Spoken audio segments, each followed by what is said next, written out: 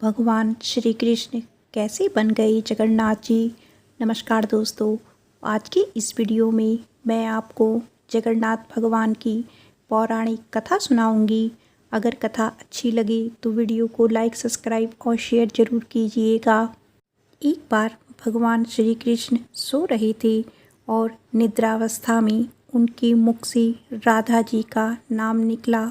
पटरानियों को लगा कि वह प्रभु की इतनी सेवा करती हैं, परंतु प्रभु जी को सबसे ज़्यादा राधा जी का ही स्मरण रहता है। रुक्मणी जी एवं अन्य रानियों ने रोहिणी जी से राधा रानी व श्री कृष्ण के प्रेम व ब्रज लीलाओं का वर्णन करने की प्रार्थना की। माता ने कथा सुनाने की हामी तो भर दी, लेकिन यह भी कहा कि श्री कृष्ण व बलराम को इसकी भनक ना मिले। तय हुआ कि सभी रानियों को रोहिणी जी एक गुप्त स्थान पर कथा सुनाएंगी, वहाँ कोई और ना आए। इसके लिए सुभद्रा जी को पहरा देने के लिए मना लिया गया। सुभद्रा जी को आदेश हुआ कि स्वयं श्री कृष्ण या बलराम भी आए तो उन्हें भी अंदर न आने देना। माता ने कथा सुनानी आरंभ की। सुभद्रा द्वार पर तैनात थी। थोड़ी देर में श्री कृष्ण एवं बलराम वहां आ पहुँचे। सुभद्रा ने अंदर जाने से रोक लिया। इससे भगवान श्री कृष्ण को कुछ संदेश हुआ। वह बाहर से ही अपनी सूक्ष्म शक्ति द्वारा अंदर की माता द्वारा वर्णित व्रज लीलाओं को आनंद लेकर सुनने लगे। बलराम जी भी कथा का आनंद लेने लगे। कथा सुनते सुनते श्री कृष्ण, बलराम व सुभद्रा के हृदय में ब्रज के प्रति अद्भुत प्रेम भाव उत्पन्न हुआ। उस भाव में उनके पैर हाथ सिकुड़ने लगे जैसे बाल्यकाल में थे। तीनों राधा जी की कथा में ऐसे विभोर हुए कि मूर्ति के समान जड़ प्रतीत होने लगे। बड़े ध्यानपूर्वक देखने पर भी उनके हाथ पैर दिखाई नहीं देते थे। सुदर्शन ने भी द्रविड़ होकर लंबा रूप धारण कर लिया। उसी समय देवमुनि नारद वहां आ पहुँचे। भगवान के इस रूप को देखकर आश्चर्यचकित हो गए और निहारते रहे। कुछ समय बाद जब तंद्रा भंग हुई तो नारद जी ने प्रणाम करके भगवान श्री कृष्ण से कहा, हे प्रभु, मेरी इच्छा है कि मैंने आज जो रूप देखा है वह रूप आपके भक्तजनों को पृथ्वी लोक पर चिरकाल तक देखने को मिले। आप इस रूप में पृथ्वी पर वास करें। भगवान श्री कृष्ण नारद जी की बात से प्रसन्न हुए और उन्होंने कहा कि ऐसा ही होगा। कलिकाल में मैं इसी रूप में नीलाचल क्षेत्र में अपना स्वरूप प्रकट करूँगा। कलयुग आगमन के उपरांत प्रभु की प्रेरणा से मालवराज इंद्रद्युम्न ने भगवान श्री कृष्ण, बलभद्र जी और बहन सुभद्रा जी की ऐसी ही प्रतिमा जगन्नाथ मंदिर में स्थापित करवाई। यह रोचक कथा आगे पढ़ें। राजा इंद्रद्युम्न श्रेष्ठ प्रजापालक राजा थे। प्रजा उन्हें बहुत प्रेम करती थी। प्रजा सुखी और संतुष्ट थी। राजा के मन में इच्छा थी कि वह कुछ ऐसा करे जिससे सभी ने स्मरण रखे। देवलोक में इंद्रद्युम्न के मन में एक अज्ञात कामना प्रकट हुई कि वह ऐसा मंदिर का निर्माण कराएं जैसा दुनिया में कहीं और ना हो। इंद्रद्युम्न विचारने लगे कि आखिर उनके मंदिर में किस देवता की मूर्ति स्थापित करें। राजा के मन में यही इच्छा और चिंतन चलने लगा। एक रात इसी पर गंभीर चिंतन करते सो गए। नींद में राजा ने एक सपना देखा। सपने में उन्हें एक देववाणी सुनाई पड़ी। इंद्रद्युम्न ने सुना, राजा, तुम पहले नए मंदिर का निर्माण आरंभ करो। मूर्ति विग्रह की चिंता छोड़ दो। उचित समय आने पर तुम्हें स्वयं राह दिखाई पड़ेगी। राजा नींद से जाग उठे। सुबह होते ही उन्होंने अपने मंत्रियों को सपने की बात बताई। राजपुरोहित के सुझाव पर शुभ मुहूर्त में पूर्वी समुद्र तट पर एक विशाल मंदिर के निर्माण का निश्चय हुआ। वैदिक मंत्रोच्चार के साथ मंदिर निर्माण का श्री गणेश हुआ। राजा इंद्रद्युम्न के मंदिर बनवाने की सूचना शिल्पियों और कारीगरों को हुई। सभी इसमें योगदान देने पहुँचे। दिन रात मंदिर के निर्माण में जुट गए। कुछ ही वर्षों में मंदिर बनकर तैयार हुआ। सागर तट पर एक विशाल मंदिर का निर्माण तो हो गया, परंतु मंदिर के भीतर भगवान की मूर्ति की समस्या जस की तस रही। राजा फिर से चिंतित होने लगे। एक दिन मंदिर के गर्भगृह में बैठकर इसी चिंतन में बैठे राजा की आंखों से आंसू निकल आए। राजा ने भगवान से विनती की, प्रभु, आपके किस स्वरूप को इस मंदिर में स्थापित करूं?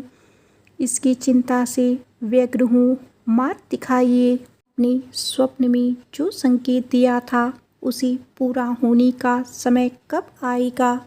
देव विग्रह विहीन मंदिर देख सभी मुझ पर हंसेंगे। राजा की आंखों से आंसू झर रहे थे और प्रभु से प्रार्थना करते जा रहे थे। प्रभु, आपके आशीर्वाद से मेरा बड़ा सम्मान है। प्रजा समझेगी कि मैंने झूठ मूठ में स्वप्न में आपके आदेश की बात कहकर इतना बड़ा श्रम करवाया। हे प्रभु, मार्ग दिखाइए। राजा दुखी मन से अपने महल में चले गए। उस रात को राजा ने फिर एक सपना देखा। सपने में उसे देववाणी सुनाई दी, राजन, यहाँ निकट में ही भगवान श्री कृष्ण का विग्रह रूप है। तुम उन्हें खोजने का प्रयास करो, तुम्हें दर्शन मिलेंगे। इंद्रद्युम्न ने स्वप्न की बात पुनः पुरोहित और मंत्रियों को बताई। सभी यह निष्कर्ष पर पहुँचे कि प्रभु की कृपा सहज प्राप्त नहीं होगी।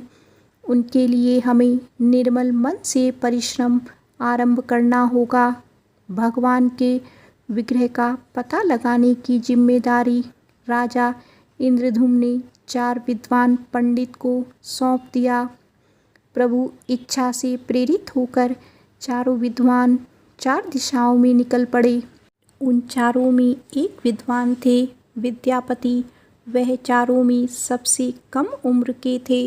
प्रभु के विग्रह की खोज के दौरान उनके साथ बहुत सी अलौकिक घटनाएं हुई। प्रभु का विग्रह किसे मिला, यह प्रसंग आगे पढ़ें। पंडित विद्यापति पूर्व दिशा की ओर चले। कुछ आगे चलने के बाद विद्यापति उत्तर की ओर मुड़े तो उन्हें एक जंगल दिखाई दिया। वन भयावह था। विद्यापति श्री कृष्ण के उपासक थे।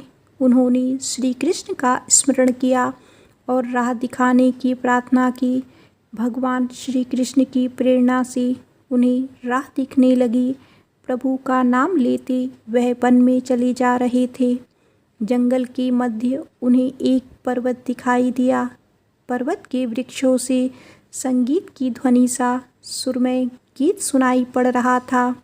विद्यापति संगीत के जानकार थे। उन्हें वहाँ मृदंग, बंसी और करताल की मिश्रित ध्वनि सुनाई दे रही थी। यह संगीत उन्हें दिव्य लगा। संगीत की लहरियों को खोजते विद्यापति आगे बढ़ चले। वह जल्दी ही पहाड़ी की चोटी पर पहुंच गए।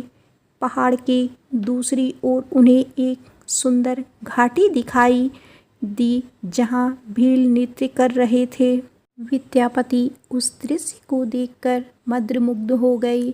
सफ़र के कारण थके थे, पर संगीत से थकान मिट गई और उन्हें नींद आने लगी।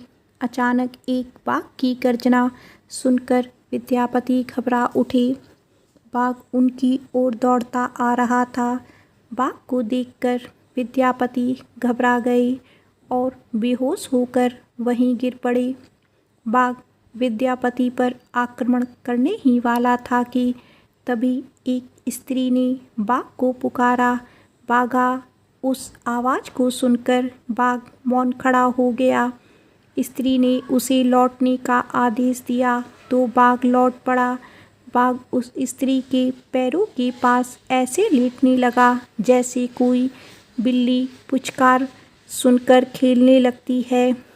युवती बाघ की पीठ को प्यार से थपथपाने लगी और बाघ स्नेह से लौटता रहा। वह स्त्री वहाँ मौजूद स्त्रियों में सर्वाधिक सुंदर थी। वह भीलों के राजा विश्वासु की इकलौती पुत्री ललिता थी। ललिता ने अपनी सेविकाओं को अचेत विद्यापति की देखभाल के लिए भेजा। सेविकाओं ने झरने से जल लेकर विद्यापति पर छिड़का। कुछ देर बाद विद्यापति की चेतना लौट आई। उन्हें जल पिलाया गया। विद्यापति यह सब देखकर कुछ आश्चर्य में थे।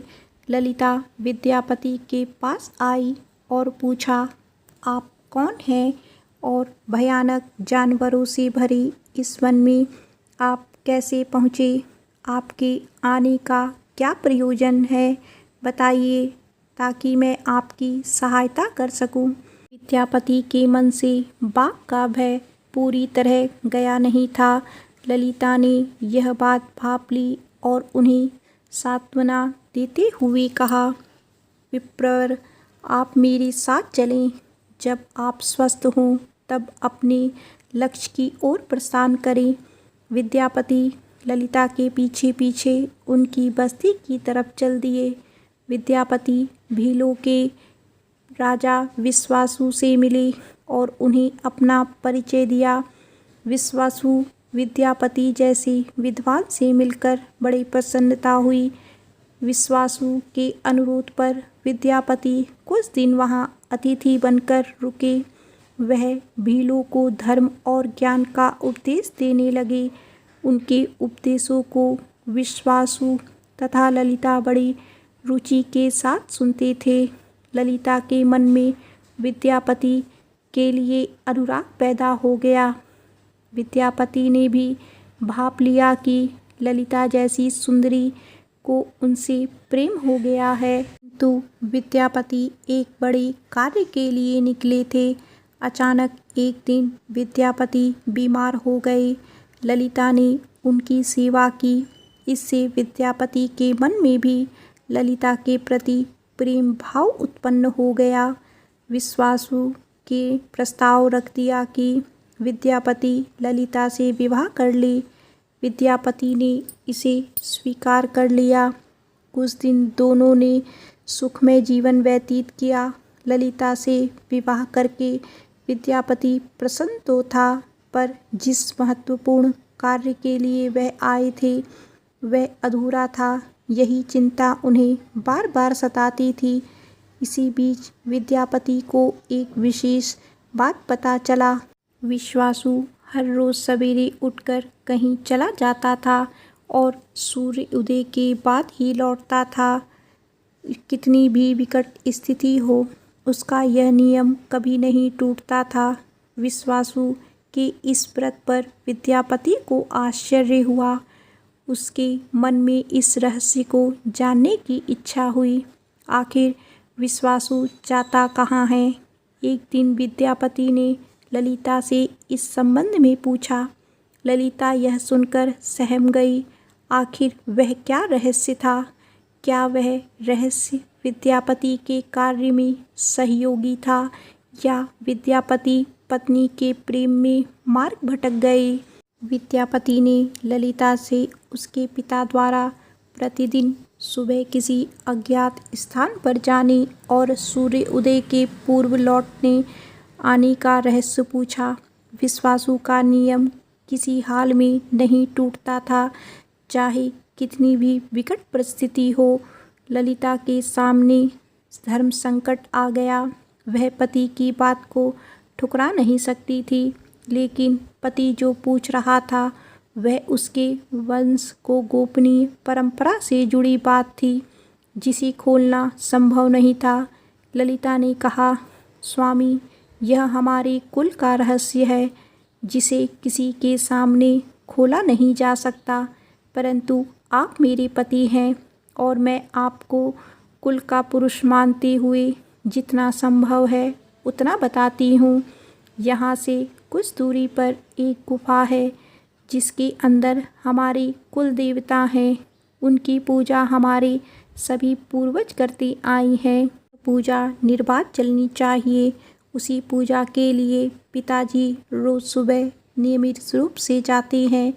विद्यापति ने ललिता से कहा कि वह भी उनके कुल देवता के दर्शन करना चाहती हैं। ललिता बोली, यह संभव नहीं। हमारे कुल देवता के बारे में किसी को जानने की इच्छा है। यह सुनकर मेरे पिता क्रोधित हो जाएंगे। विद्यापति की उत्सुकता बढ़ रही थी। वह तरह तरह से ललिता के अपने प्रेम की शपथ देकर उसे मनाने लगे। आखिरकार ललिता ने कहा कि वह अपने पिताजी से विनती करेगी कि वह आपको देवता के दर्शन करा दे। ललिता ने पिता से सारी बात कही। वह क्रोधित हो गए। ललिता ने जब यह कहा कि मैं आपकी अकेली संतान हूँ, आपके बाद देवता की पूजा का दायित्व मेरा होगा, इसीलिए मेरे पति का यह अधिकार बनता है कि क्योंकि आगे उसे ही पूजा करनी होगी। विश्वासु इस तर्क के आगे झुक गए। वह बोले, गुफा के दर्शन किसी को तभी कराए जा सकते हैं जब वह भगवान की पूजा का दायित्व अपने हाथ में ले ले। विद्यापति के दायित्व स्वीकार किया तो विश्वासु देवता के दर्शन कराने को राजी हुए। दूसरे दिन सूर्य उदय से पूर्व विद्यापति की आंखों पर पट्टी बांधकर विश्वासु उनका दाहिना हाथ पकड़कर गुफा की तरफ निकले। विद्यापति ने मुट्ठी में सरसों रख लिया था, जिसे रास्ते में छिड़कते गए। गुफा के पास पहुंचकर विश्वासु रुके और गुफा के पास पहुंच गए। विश्वासु ने विद्यापति की आंखों की काली पट्टी खोल दी। उस गुफा में नीले रंग का प्रकाश चमक उठा। हाथों में मुरली लिए भगवान श्री कृष्ण का रूप विद्यापति को दिखाई दिया। विद्यापति आनंद मग्न हो गए। उन्होंने भगवान के दर्शन किए। दर्शन के बाद तो जैसे विद्यापति जाना ही नहीं चाहते थे, परंतु विश्वासु ने लौटने का आदेश दिया। फिर उनकी आंखों पर पट्टी बांधी और दोनों लौट पड़े। लौटने पर ललिता ने विद्यापति से पूछा। विद्यापति ने गुफा में दिखे अलौकिक दृश्य के बारे में पत्नी को बताना भी उनसे उचित नहीं समझा। वह टाल गए। यह तो जानकारी हो चुकी थी कि विश्वासु श्री कृष्ण की मूर्ति की पूजा करते हैं। विद्यापति को आभास हो गया कि महाराज ने स्वप्न में जिस प्रभु विग्रह के बारे में देववाणी सुनी थी, वह इसी मूर्ति के बारे में थी। विद्यापति विचार करने लगे कि किसी तरह इसी मूर्ति को लेकर राजधानी पहुंचना होगा। वह एक तरफ तो गुफा से मूर्ति को लेकर जाने की सोच रहे थे, दूसरी तरफ भीलराज और पत्नी के साथ विश्वासघात के विचार से उनका मन व्यथित हो रहा था। विद्यापति धर्म अधर्म के बारे में सोचता रहे। फिर विचार आया कि यदि विश्वासु ने सचमुच उस पर विश्वास किया होता तो आंखों पर पट्टी बांधकर गुफा तक नहीं ले जाता, इसीलिए उसके साथ विश्वासघात का प्रश्न नहीं उठता। उसने गुफा से मूर्ति चुराने का मन बना लिया। विद्यापति ने ललिता से कहा कि वह अपने माता पिता के दर्शन करने के लिए जाना चाहता है, उसे लेकर परेशान होंगे। ललिता भी साथ चलने को तैयार हुई तो विद्यापति ने यह कहकर समझा लिया कि वह शीघ्र ही लौटेगा तो उसे लेकर जाएगा। ललिता मान गई। विश्वासु ने उसके लिए घोड़ी का प्रबंध किया। अब तक सरसों के दाने से पौधे निकल आए थे। उनको देखता विद्यापति गुफा तक पहुंच गया। उसने भगवान की स्तुति की और क्षमा प्रार्थना के बाद उनकी मूर्ति उठाकर झोले में रख ली। शाम तक वह राजधानी पहुंच गया और सीधा राजा के पास गया। उसने दिव्य प्रतिमा राजा को सौंप दी और पूरी कहानी सुनाई। राजा ने बताया कि उसने कल एक सपना देखा कि सुबह सागर में एक कुंदा बहकर आएगा। उस कुंदे की नक्काशी करवाकर भगवान की मूर्ति बनवा लेना। जिसका अंश तुम्हें प्राप्त होने वाला है वह भगवान श्री विष्णु का स्वरूप होगा। तुम जिस मूर्ति को लाए हो वह भी भगवान विष्णु का अंश है। दोनों आश्वस्त थे कि उनकी तलाश पूरी हो गई। राजा ने कहा कि जब भगवान द्वारा भेजी लकड़ी से हम इस प्रतिमा का बड़ा स्वरूप बनवा लेंगे, तब तुम अपने ससुर से मिलकर उन्हें मूर्ति वापस कर देना। उनके कुल देवता का इतना बड़ा विग्रह एक भव्य मंदिर में स्थापित देखकर उन्हें खुशी ही होगी। दूसरे दिन सूर्य उदय से पूर्व राजा विद्यापति तथा मंत्रियों को लेकर सागर तट पर पहुंचा। स्वप्न के अनुसार एक बड़ा कुंदा पानी में बहकर आ रहा था। सभी उसे देखकर प्रसन्न हुए। 10 नावों पर बैठकर राजा के सेवक उस कुंदे को खींचने पहुँचे। मोटी मोटी रस्सियों से कुंदे को बांधकर खींचा जाने लगा, लेकिन कुंदा टस से मस नहीं हुआ। और लोग भेजे गए, लेकिन सैकड़ों लोग और नावों का प्रयोग करके भी कुंदे को हिलाया तक नहीं जा सका। राजा का मन उदास हो गया। सेनापति ने एक लंबी सेना कुंदे को खींचने के लिए भेज दी। सारे सागर में सैनिक ही सैनिक नजर आने लगे, लेकिन सभी मिलकर कुंदे को अपने स्थान से हिला तक ना सके। सुबह से रात हो गई। अचानक राजा ने काम रोकने का आदेश दिया।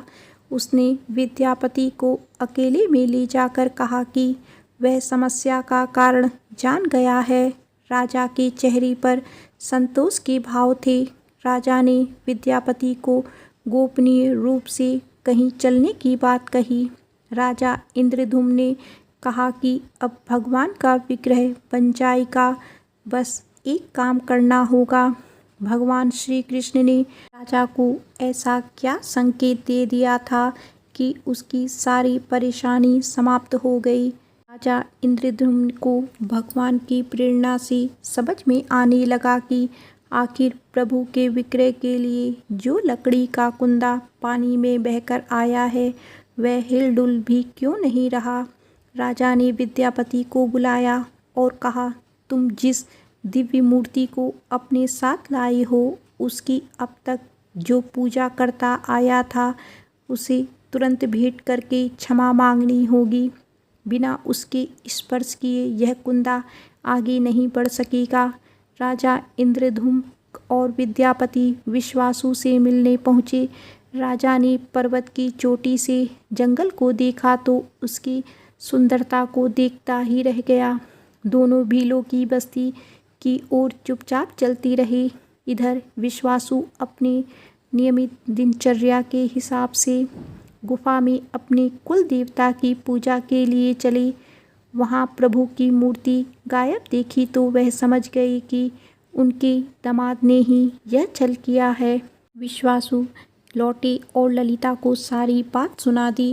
विश्वासु पीड़ा से भरा घर के आंगन में पछाड़ खाकर गिर गए। ललिता अपने पति द्वारा किए गए विश्वासघात से दुखी थी और स्वयं को इसका कारण मान रही थी। पिता पुत्री दिन भर विलाप करते रहे। उन दोनों ने अन्न का एक दाना भी ना छुआ। अगली सुबह विश्वासु उठे और सदा की तरह अपनी दिनचर्या का पालन करते हुए गुफा की तरफ बढ़ निकले। वह जानते थे कि प्रभु का विग्रह वहाँ नहीं है, फिर भी उनके पैर गुफा की ओर खींचे चले जाते थे। विश्वासु के पीछे ललिता और रिश्तेदार भी चले। विश्वासु गुफा के भीतर पहुँचे जहाँ भगवान की मूर्ति होती थी। उस चट्टान के पास खड़े होकर हाथ जोड़कर खड़े रहे, फिर उस ऊंची चट्टान पर गिर गए और बिलक बिलक कर रोने लगे। उनके पीछे प्रजा भी रो रही थी। एक भील युवक भागता हुआ गुफा के पास आया और बताया कि उसने महाराज और उनके साथ विद्यापति को बस्ती की ओर आते देखा है। यह सुनकर सब चौंक उठे। विश्वासु ने राजा को आसन दिया। राजा ने उस विश्वासु को शुरू से अंत तक की पूरी बात बताकर कहा कि आखिर क्यों यह सब करना पड़ा। फिर राजा ने उनसे अपने स्वप्न और फिर जगन्नाथपुरी में सागर तट पर मंदिर निर्माण की बात कह सुनाई। राजा ने विश्वासु से प्रार्थना की, भील सरदार विश्वासु, कई पीढ़ियों से आपके वंश के लोग भगवान की मूर्ति को पूजते आए हैं। भगवान के उस विग्रह के दर्शन सभी को मिले, इसके लिए आपकी सहायता चाहिए। ईश्वर द्वारा भेजे गई लकड़ी के कुंदे से बनी मूर्ति के भीतर हम इस दिव्य मूर्ति को सुरक्षित रखना चाहते हैं।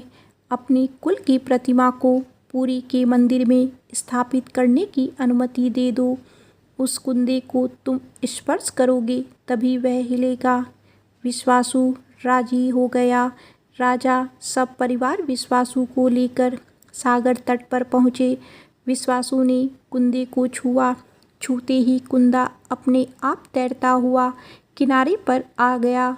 राजा के सेवकों ने उस कुंदे को राजमहल में पहुंचाया। अगले दिन मूर्तिकारों और शिल्पकारों को राजा ने बुलवाया। मंत्रणा की कि आखिर इस कुंदे से कौन सी देव मूर्ति बनाना शुभदायक होगा। मूर्तिकारों ने कह दिया कि वे पत्थर की मूर्ति बनाना तो जानते हैं, लेकिन लकड़ी की मूर्ति बनाने का उन्हें ज्ञान नहीं। एक नए विग्रह के पैदा होने से राजा फिर चिंतित हो गए। उसी समय वहाँ एक बूढ़ा आया। उसने राजा से कहा, इस मंदिर में आप भगवान श्री कृष्ण को उनके भाई बलभद्र तथा बहन सुभद्रा के साथ विराजमान करें। दैवी यज्ञ का यही संकेत है।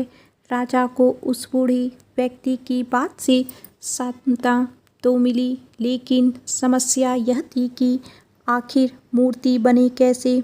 उस बूढ़े ने कहा कि मैं इस कला में कुशल हूँ, मैं इस पवित्र कार्य को पूरा करूँगा और मूर्तियाँ बनाऊँगा, पर मेरी एक शर्त है।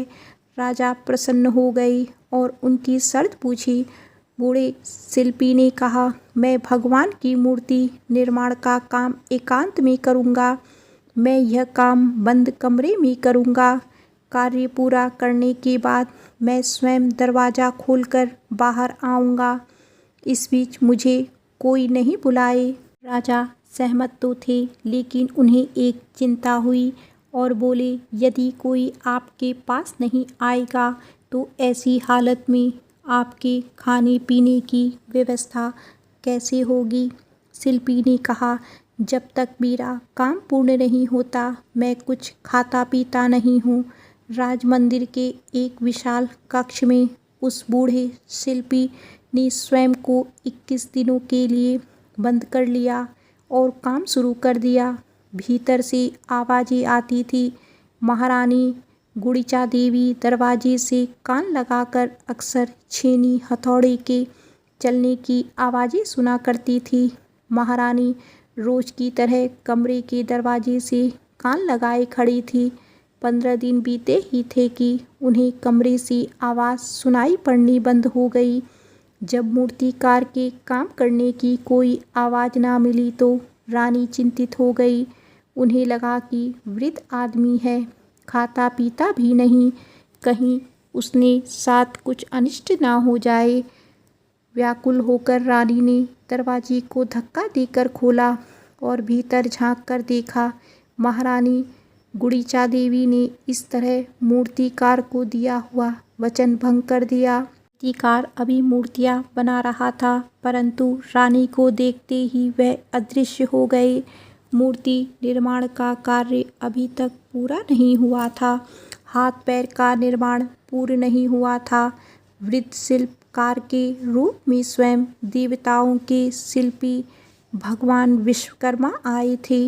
उनके अदृश्य होते ही मूर्तियाँ अधूरी ही रह गई। इसी कारण आज भी यह मूर्तियाँ वैसी ही हैं। प्रतिमाओं को ही मंदिर में स्थापित कराया गया। कहते हैं विश्वासु संभवतः उस जरा बहेलिये का वंशज था जिसने अनजाने में भगवान कृष्ण की हत्या कर दी थी।